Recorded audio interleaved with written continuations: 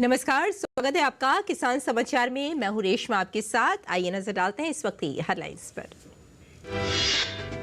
Azerbaijan की राजधानी Baku में 29वां वार्षिक जलवायु परिवर्तन सम्मेलन जारी। 2 सप्ताह तक चलने वाले जलवायु शिखर सम्मेलन में सोमवार को वैश्विक स्तर पर तापमान में बढ़ोतरी को सीमित करने पर दिया गया जोर। जलवायु परिवर्तन से निपटने पर हुआ मंथन।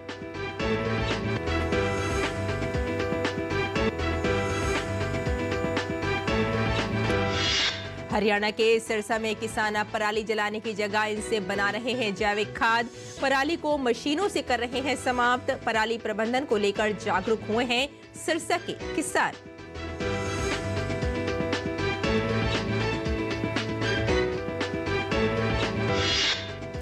कश्मीर और लद्दाख में हुई सीजन की पहली बर्फबारी। यहां पहाड़ हो गए हैं सफेद। करना में भी 5 इंच बर्फबारी। मुगल रोड पर 4 इंच से ज्यादा जम गई बर्फ।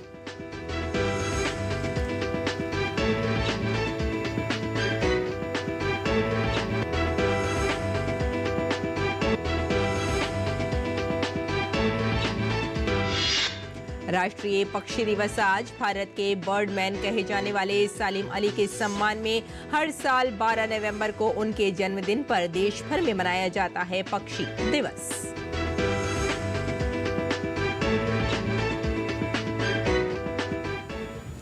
और आइए अब समाचारों पर डालते हैं विस्तार से नजर। अजरबैजान की राजधानी बाकू में संयुक्त राष्ट्र के 29वें वार्षिक जलवायु परिवर्तन सम्मेलन जारी है। इस सम्मेलन में अजरबैजान ने सभी देशों से लंबित मुद्दों को तत्काल सुलझाने की अपील की। 2 सप्ताह के जलवायु शिखर सम्मेलन में सोमवार को देशों ने कार्बन क्रेडिट गुणवत्ता मानकों को आगे बढ़ाया, जो ग्रीन हाउस गैस उत्सर्जन को कम करने वाली परियोजनाओं को वित्त पोषित करेगा। वहीं पेरिस समझौते के अनुच्छेद 6.4 पर समझौता संयुक्त राष्ट्र समर्थित वैश्विक कार्बन बाजार को अगले साल तक शुरू करने की अनुमति दे सकता है, जिसे बनने में कई साल लग गए हैं।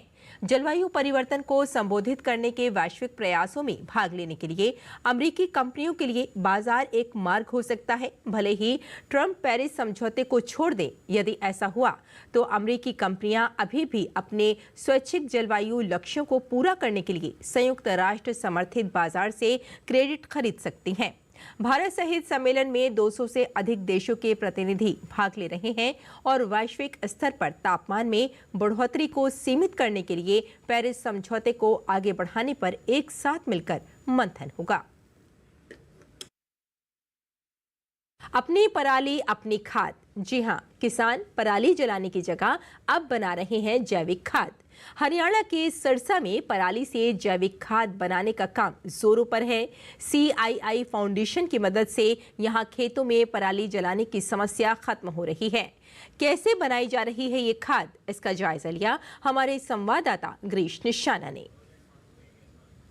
हम सिरसा के मोहम्मदपुरिया गांव में हैं और आप मेरे पीछे देख सकते हैं, ये वही पराली है जो किसानों की एक समय में समस्या हुआ करती थी।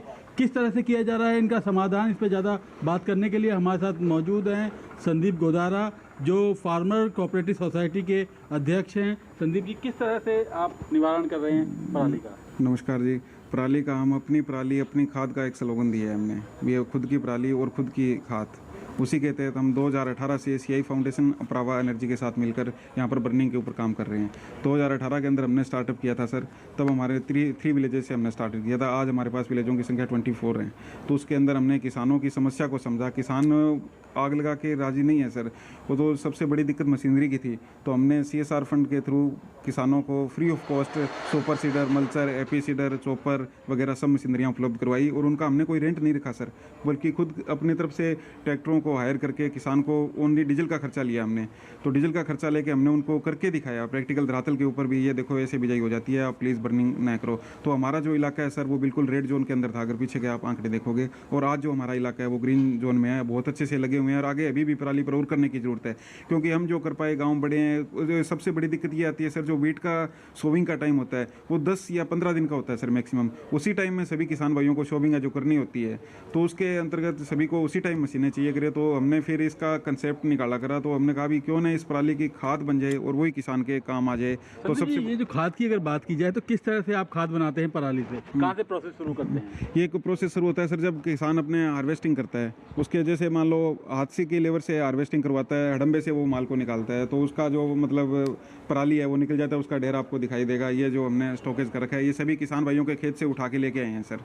और ये मशीन पहले कहाँ से शुरुआत होती है, क्या चालू करते थे सर? इसमें सबसे पहले जो अपने किसान के जो अपने पराली जो आ गई खेत से, वो पराली सबसे पहले इस सीडर के अंदर डाली जाती है सर, और इसके अंदर 7 मिनट के अंदर जो अपने आगे आपको दिख रहा है वो इस पराली को बिल्कुल बारीक टुकड़ों में पाउडर जैसा मतलब वो बना देती है। और उसके बाद यहाँ से 2 बंदे लगाकर इसका उठान अपने हैं जो अपने मिक्सर जो अपने इधर मशीन है उसके अंदर डालते करते हैं सर, और उसके अंदर 7 मिनट में अंदर प्रोसेस, और उसके अंदर एक अपने NIT नागपुर से वो केमिकल है बजरंग बाण के नाम से, अंदर वो प्रोसेस शुरू होके करके और अपने जो खाद है वो मतलब बनके 7 मिनट के अंदर उसके सर्कुलेशन में पूरा मिक्सअप होके वो तैयार हो जाती है सर। और उसको फिर एयर टाइट करने के लिए 7 दिन हम बैग के अंदर रखते हैं, और 7 दिन के अंदर बैग में रखने के बाद उसको जो खाद है अपनी वो खाद फिर हम उसकी रो बनाते करते हैं, जैसे आपके सामने वो रो बनी हुई है।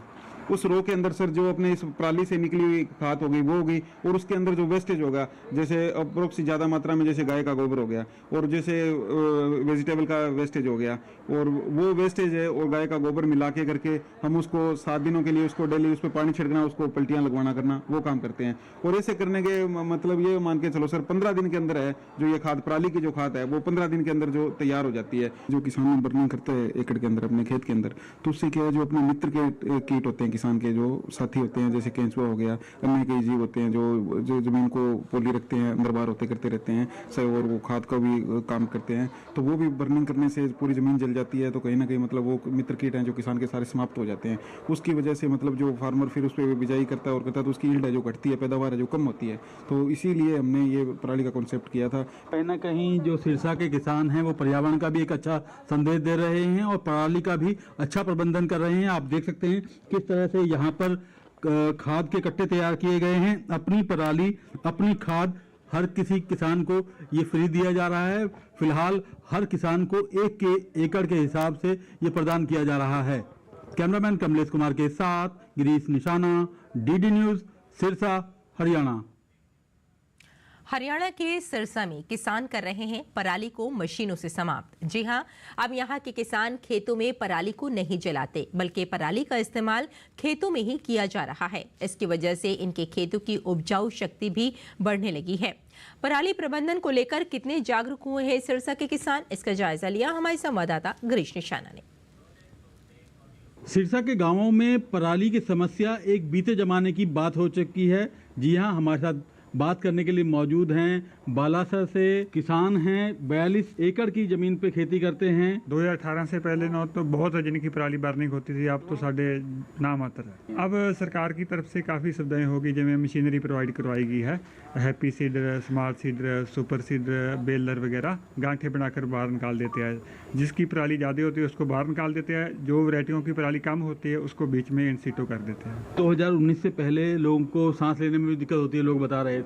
पहले क्या दिक्कतें थी, अब कितना राहत महसूस करते हैं? ऐसे अब थोड़ी टेक्नोलॉजी आ गई, सिस्टम में भी आ गई, और ज़मींदार भी थोड़ा समझदार हो गया, तो इस कारण थोड़ा जी बचाव है। पराली के लिए ये साधन मिल जाए तो बहुत अच्छा है, जैसे सुपर सीडर मिल रहे हैं, बहुत समाधान हो रहा है। पहले क्या समस्याएं थी और अब क्या निजात मिल गई उन समस्याओं से? पहले तो सारी समस्याएं थी जी। पहले इस टाइम ये जो टाइम है इस टाइम सांस नहीं आता था, आंखें जलन बुरा हाल था। अब 3-4 साल से ये प्रॉब्लम घटती जा रही है। अब तो इस बार तो बहुत कम है, थोड़ा बहुत है। पराली जो अंदर जाएगी ज़मीन के, पशु जैसे खाता है तो वो गोबर करता है, उस जल्दी बनती है, इसमें थोड़ी लेट बनती है। काम तो वही है, वही खाद बन रही है। तो अब किसान धीरे धीरे समझदार हो रहे। अब जो लोग काफ़ी जागरूक हुए हैं, लोगों को पता चल गया पराली जलाने से डबल नुकसान है। एक तो स्वास्थ्य का नुकसान तो है ही है, सांस लेने में दिक्कत होती है, आंखें बढ़ती है। दिल्ली तो पता नहीं क्यों धुआं कब भोगता है, लेकिन पहले हमें तो जब भी तीला लगाते हैं तुरंत पहले तो हमारी नासों में जाता है। दूसरा, जैसे जैसे लोगों ने पराली प्रबंधक से पराली अंदर मल्चिंग की है, जैसे कोई रूटावेटर से की है, किसी ने हैप्पी सीडर सुपर जैसे की है, उससे ज़मीन की उपजाऊ शक्ति काफ़ी बढ़ी है। और यूरिया वगैरह खाद की 25% तक कम डालनी पड़ती है, और यील्ड उतनी होती है जितनी पहले होती थी उतनी। जैसे मई के महीने में ज़मीन जोतने में बड़ी दिक्कत आती थी पहले, लेकिन अब जिसमें पराली 2-3 साल प्रबंधन कर रहे हैं लोग अंदर, उसमें ऐसे ज़मीन इतनी सॉफ्ट है कि आराम से जो सकते हैं। मेरा गांव कुत्ताबड है जी, जिला सिरसा। जैसे मेरे जैसे छोटे किसान हैं जी, वो खुद का अपना जो इम्प्लीमेंट सुपर सीडर वगैरह ले नहीं सकते, क्योंकि इसकी कॉस्ट लगभग 2-2.5 लाख के रुपए है जी। जैसे जो संस्था कर रही है उपराला, इससे हमें फ़ायदा होगा जी, और भी हम किसानों को जागरूक करेंगे। ये सुपर सीडर मिले हैं, अब आग नहीं लगाएंगे जी, औरों को भी रोकेंगे आग लगाने से, हमारा नुकसान ना हो। कहीं ना कहीं ये किसान खुद जागरूक हो चुके हैं और लोगों को भी जागरूक कर रहे हैं कि पराली को नहीं जलाना है, बल्कि इस तरह से पराली का प्रबंधन करना है और भविष्य में इसे खाद बनाकर अपने खेतों में डालना है। कैमरामैन कमलेश कुमार के साथ गिरीश निशाना, डीडी न्यूज़, हिसार, हरियाणा। केंद्र सरकार द्वारा चलाई जा रही जन कल्याणकारी योजना का लाभ हर व्यक्ति तक पहुंचने का प्रयास हो रहा है। इसी कड़ी में इन योजनाओं का लाभ मध्य प्रदेश के शिवपुरी जिले के सहरिया आदिवासी परिवारों को भी मिल रहा है। प्रदेश के शिवपुरी जिले में 2 लाख से ज्यादा सहरिया आदिवासी परिवार रहते हैं, जो अति पिछड़ी जनजाति में शामिल हैं। जिले में प्रधानमंत्री आवास योजना, पीएम जनमन आवास योजना, ग्रामीण आजीविका समूह में जोड़ना, शौचालय निर्माण सहित अन्य योजनाओं को लाभ लोगों तक पहुंचाया जा रहा है, जिससे ये सहरिया आदिवासी परिवार विकास की मुख्य धारा में आगे आ सकें। मुझे प्रधानमंत्री आवास की तरफ से पहली किस्त मिल चुकी है, इससे मैंने काम चालू भी कर दिया है और प्रधानमंत्री का बहुत बहुत धन्यवाद। मैं डबिया से बोलियांग नेपाल। मोदी जी ने हमको आवास दी है। हमें प्रधानमंत्री आवास योजना की मिल चुकी है और हमें पहली किस्त आ चुकी है, हम बनाना शुरू कर रहे हैं और बस प्रधानमंत्री नरेंद्र मोदी का धन्यवाद कहना चाहूँगा। प्रधानमंत्री जी ने अच्छी व्यवस्थाएं बनाई हैं बढ़िया, और मुझे आवास मिल गया है, वो मैंने पक्का मकान भी बना लिया बढ़िया। कश्मीर और लद्दाख में सीजन की पहली बर्फबारी हुई है। अब यहां के पहाड़ सफेद हो गए हैं। कश्मीर के कई पर्वतीय क्षेत्रों में बर्फबारी हुई है। राजौरी में तेज बारिश के साथ ओले गिरे। प्रदेश के अधिकांश हिस्सों में बादल छाने के साथ खराब दृश्यता रही। मौसम विभाग के पूर्वानुमान के अनुसार आज मौसम शुष्क रहेगा।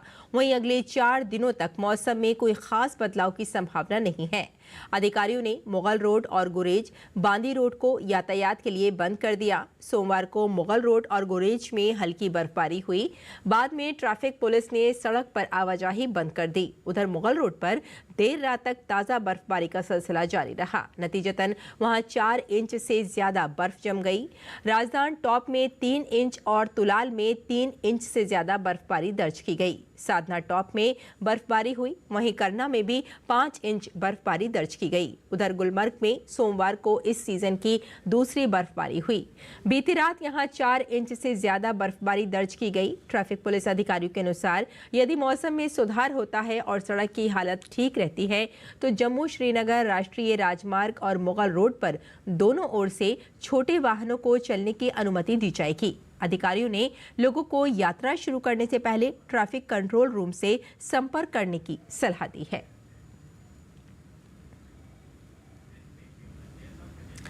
बारह नवंबर को भारत के बर्डमैन कहे जाने वाले सलीम अली का जन्म दिवस होता है।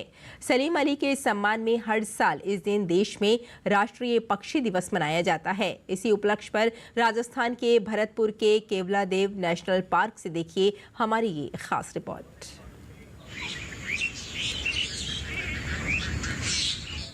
पक्षियों का चहचहाना सभी को भाता है। जब पक्षी अंतर्राष्ट्रीय सीमाओं के बंधनों को तोड़कर प्रवास पर दूसरे देश आते हैं तो नज़ारा देखते बनता है। ऐसी ही एक जगह है राजस्थान का भरतपुर, जहां यूनेस्को की विश्व धरोहर सूची में शामिल केवलादेव नेशनल पार्क में सर्दियों में साइबेरिया, यूरोप और एशिया के ठंडे हिस्सों से हजारों प्रवासी पक्षी आते हैं और लोग इनका दीदार करने खींचे चले आते हैं। मैं यहाँ केवलादेव नेशनल पार्क भरतपुर में 2021 से आ रहा हूँ और ये बहुत ही ब्यूटीफुल पार्क है जहाँ पर बहुत सारी माइग्रेटरी बर्ड्स और रेजिडेंट बर्ड्स आती हैं। इनकी फोटोग्राफी करने में मुझे बहुत मज़ा आता है। यहाँ की वेटलैंड 230th रामसर साइट में भी जानी जाती है और जैसा कि हम जानते हैं कि देश के प्रधानमंत्री निरंतर जो है इन सभी पार्क्स को, साइट्स को बढ़ावा दे रहे हैं, लोगों के बीच ये पैगाम पहुँचा रहे हैं कि प्रकृति और मनुष्य एक दूसरे से जुड़ी रहे। केवला देव का शांत और हरा भरा वातावरण, झीलें और दलदली क्षेत्र पक्षियों को ऐसा आश्रय प्रदान करता है जो शायद दुनिया में कहीं और दुर्लभ ही देखने को मिले। हमारे माननीय प्रधानमंत्री महोदय श्री नरेंद्र मोदी जी ने रिसेंटली यही कहा था कि जो भी हमारा यूथ है वो इन जगहों को एक्सप्लोर करे, नेचर के पास और जाए। हमारा भी यही मुहिम है कि हम इस जगहों को ऐसा बनाएं कि बहुत यूथ फ्रेंडली और टूरिस्ट फ्रेंडली हो सके। वैसे इसका श्रेय उन लोगों को जाता है जिन्होंने इसे संरक्षित करने के लिए अपनी पूरी जिंदगी लगा दी। इनमें सबसे प्रमुख नाम है बर्ड मैन ऑफ इंडिया यानी डॉक्टर सलीम अली का। उनकी मेहनत और समर्पण का नतीजा है कि ये स्थान अब पूरी दुनिया के पक्षी प्रेमियों और संरक्षणवादियों के लिए एक प्रेरणा बन गया है। We've come to Barrackpore and it has just blown me away. All the different species of birds, different animals, bats, wildlife. It has just been superb. If you get a chance, definitely do it. It is brilliant. I could highly recommend it. I think this is by far the best safari experience I've had. I think it's absolutely wonderful. केवला देव जैसे स्थान लोगों में पर्यावरण के प्रति जागरूकता और लगाव पैदा करते हैं। पक्षियों के साथ उनकी भाषा में संवाद करना, उन्हें उनके प्राकृतिक वातावरण में देखना और उनकी विविधताओं को समझना वाकई लोगों को एक नया अनुभव देता है। Bureau report, TD news. और आइए अब जान लेते हैं मंडी भाव के बारे में।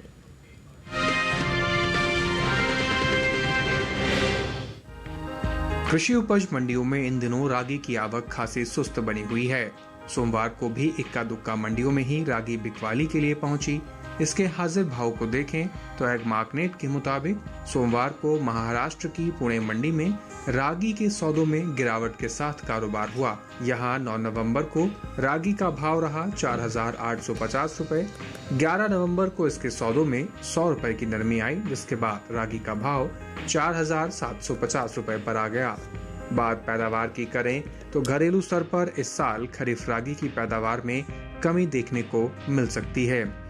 कृषि मंत्रालय ने कुछ समय पहले अंतिम अग्रिम अनुमान को जारी किया है, जिसके मुताबिक साल 2023-24 के दौरान देश में खरीफ रागी की पैदावार 16,70,000 टन होने का अनुमान जताया गया है, जबकि बीते साल इस दौरान खरीफ रागी की उपज 16,91,000 टन हुई थी। बता दें कि हाल ही में केंद्र सरकार ने विपणन सत्र 2024-25 के लिए 14 खरीफ फसलों के न्यूनतम समर्थन मूल्य में बढ़ोतरी की है। सरकार के इस फैसले से किसानों को उनकी फसलों का उचित दाम मिलेगा, साथ ही आय में भी वृद्धि होगी। इन 14 खरीफ फसलों में खरीफ रागी भी शामिल है। खरीफ रागी का एमएसपी साल 2023-24 के दौरान 3,846 रुपए प्रति क्विंटल था, जिसकी एमएसपी साल 2024-25 के दौरान 444 रुपए बढ़ाकर 4,290 रुपए प्रति क्विंटल तय की गई है।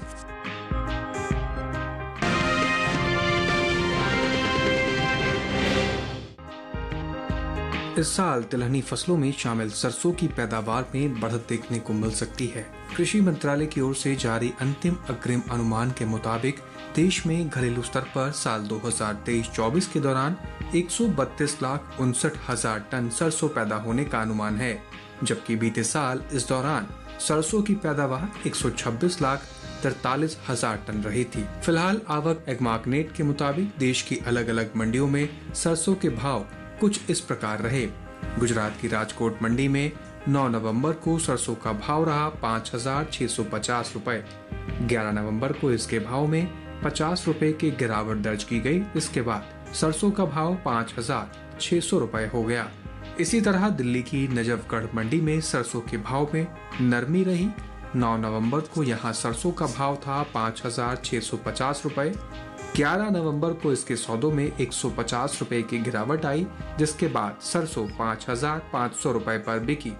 राजस्थान की कोटा मंडी में बीते शनिवार को सरसों का भाव था 5,950 रुपए। सोमवार को इसके भाव में 100 रुपए की नरमी आई और भाव हो गया 5,850 रुपए। वहीं उत्तर प्रदेश की लखनऊ मंडी में 9 नवंबर को सरसों का भाव रहा 5,950 रुपए। 11 नवंबर को इसके भाव में कोई बदलाव नहीं हुआ, जिसके बाद सरसों का भाव 5,950 रुपए पर बना रहा। बता दें कि कुछ समय पहले ही केंद्र सरकार ने विपणन सीजन 2024-25 के लिए रबी फसलों के न्यूनतम समर्थन मूल्य में बढ़ोतरी की है, जिसमें रबी सरसों भी शामिल है। रबी सरसों की एमएसपी साल 2023-24 में 5,450 रुपए प्रति कुंटल थी, जिसे साल 2024-25 के लिए 200 रुपए बढ़ाकर 5,650 रुपए प्रति कुंटल तय कर दी गई है।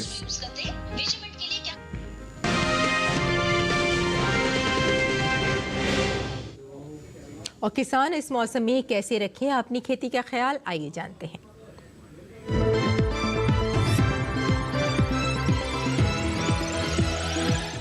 नमस्कार, आप देख रहे हैं डीडी किसान। मैं हूं एआई कृष और आज हम कर्नाटक, केरल, आंध्र प्रदेश और तेलंगाना में होने वाली खेती किसानी से संबंधित सलाहों के बारे में पूरी जानकारी देंगे। बदलते मौसम में फसलों में कीट और रोग लगने का खतरा रहता है। ऐसे में अगर संक्रमण वाला रोग है तो संक्रमित पौधों को खेत से उखाड़कर नष्ट कर दें। दवाओं का छिड़काव विशेषज्ञों की सलाह से करें। दक्षिणी भारत की बात करें तो पूर्वी कर्नाटक के शुष्क इलाके में रागी और चने की बुवाई करें। यहाँ के किसान नाइजर, सूरजमुखी, राजमा, लोबिया और काबुली चने की बुवाई भी कर सकते हैं। उत्तर पूर्वी कर्नाटक में भी कुसुम, सूरजमुखी, नाइजर और काबुली चने की बुवाई करते रहे। कर्नाटक के उत्तर पूर्वी शुष्क इलाके में काबुली चने की बुवाई और मिर्च की रोपाई का काम करें। वहीं उत्तरी कर्नाटक के किसान इन दिनों ज्वार, काबुली चना और कुसुम की बुवाई कर सकते हैं। केरल में तैयार धान की कटाई करें। केरल के बारिश संभावित इलाकों में खड़ी फसलों में पर्याप्त जल निकासी की व्यवस्था करें। आंध्र प्रदेश के कम बारिश वाले इलाके में चने की बुवाई करें। आंध्र प्रदेश के किसान तैयार मूंगफली की खुदाई समय पर पूरी कर लें। आंध्र प्रदेश के जिन इलाकों में पिछले दिनों बारिश की वजह से फसल खराब हो गई है, वहां के किसान उन्नत किस्म की धान की नर्सरी बोने का काम कर सकते हैं। दक्षिणी आंध्र प्रदेश में खड़ी फसलों में पर्याप्त जल निकासी की व्यवस्था बनाए रखें। आंध्र प्रदेश के ऊपरी आदिवासी क्षेत्र में खेतों में पर्याप्त जल निकासी की व्यवस्था करें। तेलंगाना में चना, सरसों, मक्का और कुसुम की बुवाई करें। तेलंगाना के किसान मूंगफली की बुवाई भी जारी रख सकते हैं। इसी तरह कृषि और किसानों से जुड़ी हर महत्वपूर्ण जानकारी के लिए हमारे साथ जुड़े रहिए और देखते रहिए डीडी किसान। धन्यवाद।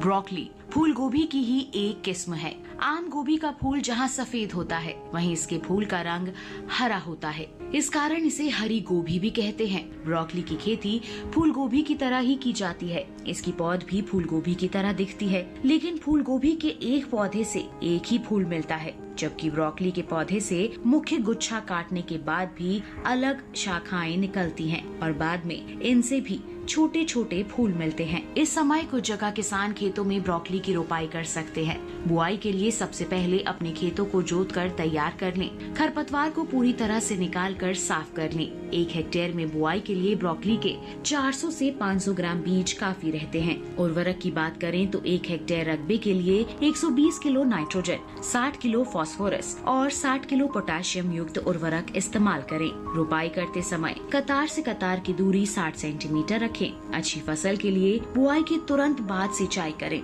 उसके बाद हर 7 से 10 दिन के अंतराल पर सिंचाई जरूर करनी चाहिए। खरपतवार नियंत्रण के लिए 2 बार निराई करनी चाहिए। सुंडी और हीरक पृष्ठ पतंगों की रोकथाम के लिए 2 मिलीलीटर स्पाइनोसाइड दवा को 10 लीटर पानी में मिलाकर छिड़काव करें। दवा का छिड़काव सिर्फ उसी जगह पर करें जहां फसल में बीमारी लगी हो या जहां कीटों का प्रकोप हो। रस चूसने वाले कीटों की रोकथाम के लिए थाइमेथिक्सोम दवा की 2 ग्राम मात्रा को 10 लीटर पानी में मिलाकर छिड़काव करें।